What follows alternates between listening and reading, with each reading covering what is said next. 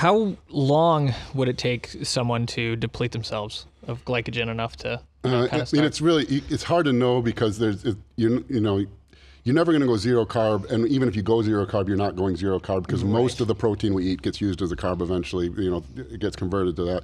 So you can you could do a mathematical formula like we said yesterday. Like a larger male that trains hard might be able to store 1,000 grams of glycogen. So you can kind of take the calories from that, how big of a calorie deficit they're in, and say maybe they're losing 50% fat, 50% glycogen, and kind of estimate it. But I never do that because I'm not trying to get you depleted. We're actually trying to do the opposite, keep you from getting depleted. There's just no way to be in a deficit and not lose glycogen. We want to maximize how many of the calories that we're deficient of that comes from stored body fat, but your body's always going to lose glycogen, and it wants to lose glycogen first.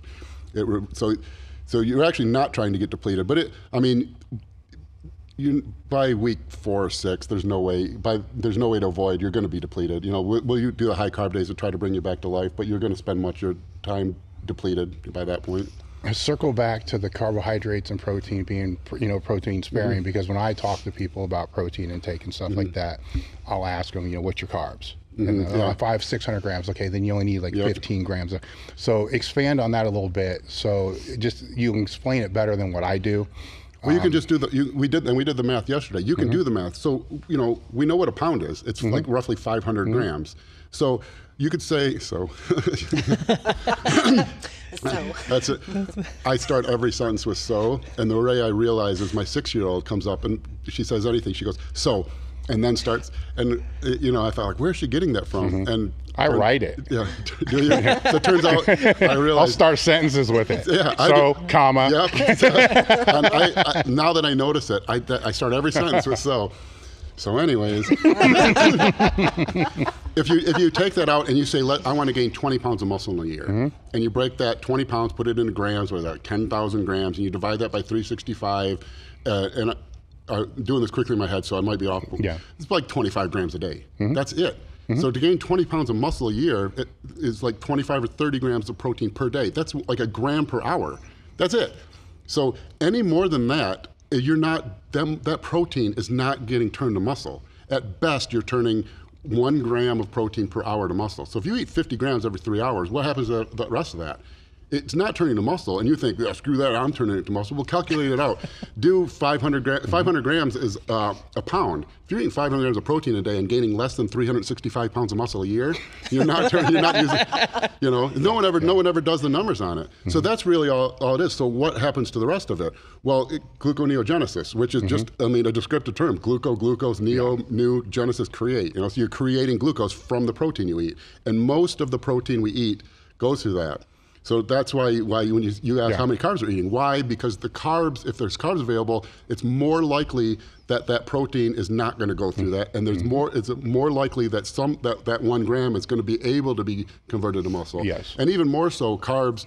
So carbs raise insulin, and people say insulin's the most anabolic hormone. It's really not. Insulin doesn't create anabolism, but it facilitates it. One, it's anti-catabolic. If insulin's bound to a cell, that cell can't catabolize calories. It can't go the other way.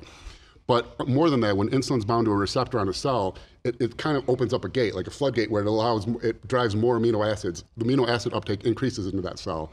So even more so than meaning you don't need to use that protein for carbs, it also increases the likelihood that those amino acids are going to flood into the muscle cell and get used to actually build muscle. So that gets missed. And people say it like, carbs are muscle sparing or protein sparing, but no one ever really thinks how or why, and that's why. Now, if the carbs are low, then essentially you're going to be using the protein as a very expensive energy source. Yep, and you're going to smell it too if you smell like ammonia. Yeah, it pops the nitrogen off, converts. That's that glycogenesis or glucogenesis. So that's.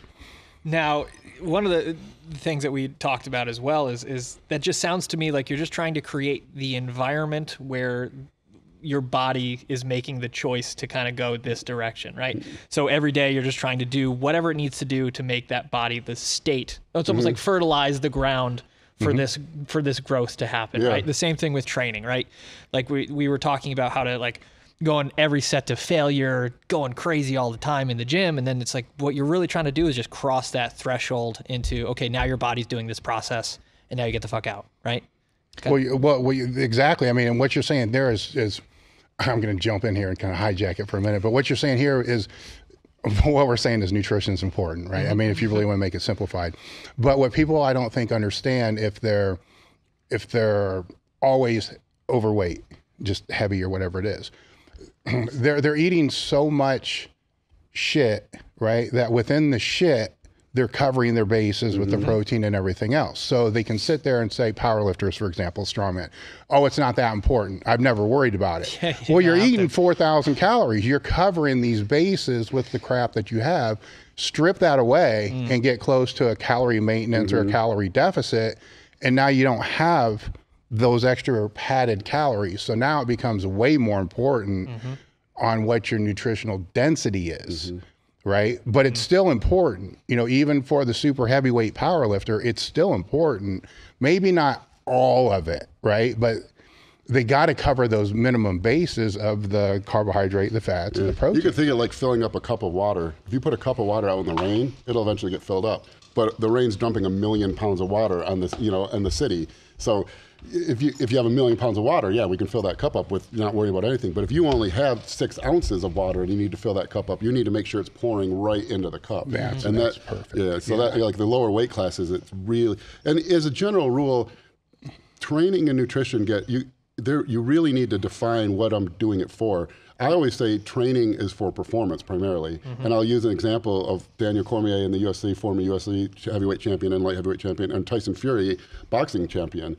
You know, you can look like that and be the best boxer in the world because the training is performance. Now, nutrition is involved in performance, but like you said, at his size, he can pour the rainwater on it and he'll cover the nutrition bases.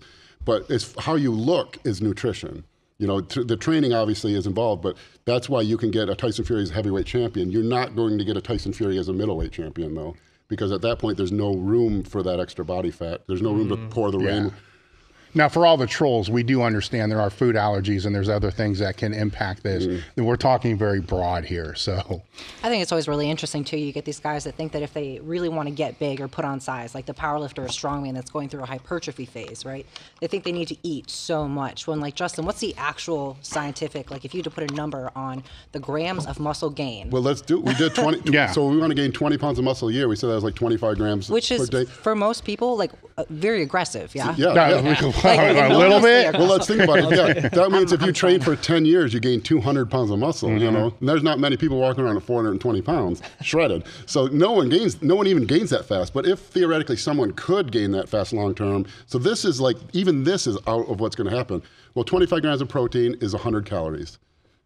If you can be, so you're not, this goes back to that dumping the rainwater thing, because you can't be precise to the calorie. But if you could, that's all you need is 100 extra calories of protein synthesis a day to gain faster than anyone's ever gained muscle long term. It shocked me in the off season between myself and my husband. Obviously very different. He's what, 270, 275 now? Yeah, right now, yeah. I'm not, thank God. But like we always joked about, even in the off season, like we're yet. Give me some Twinkies. We'll see what happens. Cake goes a long way too. We always joke in the off season, like right now, especially when the post show rebound's done, we're both deep in the off season, we're still hungry. Like we want to be able to eat more. So you see these powerlifters and strongmen thinking they're like, oh yeah, I'm gonna get real big and go through this 10-week hypertrophy phase. I'm like, you're gonna put on 1.5 pounds muscle? Maybe. Yeah. That's why I don't like short, like Paul Borenson used to do those short things. Muscle growth is muscle growth is such a slow, difficult process. What you want to do is stay in that process as safely, healthy, and long as possible. Because that's the way to make large gains. It's like the stock market, you know. You can go out and try to, like, I don't know what, like those meme stops. You're like, you can try to nail the GameStop purchase and become a millionaire. Oh God! To the moon. Yeah, there's like 2 people who did that. You know, everyone else fails at that. Yeah. All the rich people invested over 20 years and let that grow, and that's what you need to do.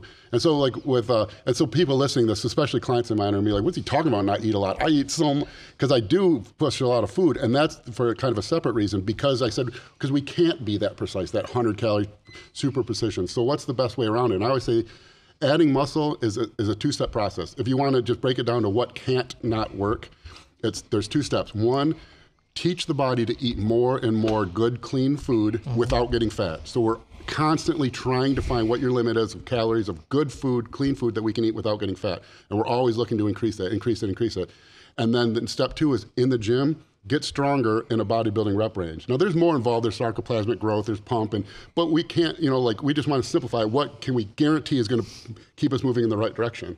And so do those two things. And you say, well, how do I know that's going to work? Well, if you're eating 7,000 calories a day, not fat and strong as fuck, you're going to be jacked. You are. You're not going to find someone who's eating 7,000 calories a day of chicken and rice, lean and strong as hell, who's small. It just doesn't happen. So that's the easiest path. Those two things that removes, then all the guesswork is out.